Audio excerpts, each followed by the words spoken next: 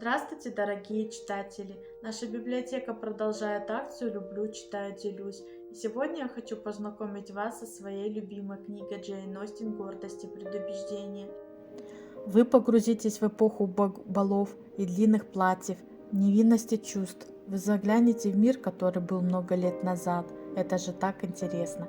Писательница так легко передавала чувство первой любви, первых мыслей, первых ощущений, которые испытывала молодая девушка к объекту своей любви, и как между ними происходит первая искорка.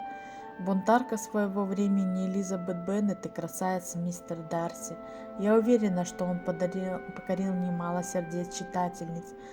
Этот роман универсален. Он затрагивает людей любого пола, мужчина вы или женщина.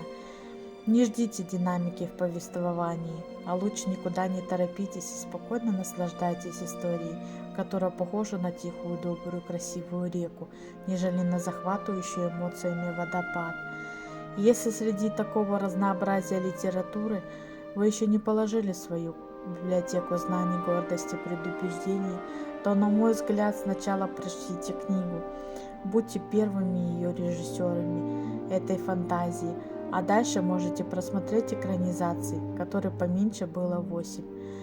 «Гордость и предубеждение» – классика английской литературы. И сейчас, как никогда, нам нужно напомнить о сдержанности, когда внешне может царить спокойствие, а внутри бушует пламя и пожар. Чем больше я наблюдаю мир, тем меньше он мне нравится.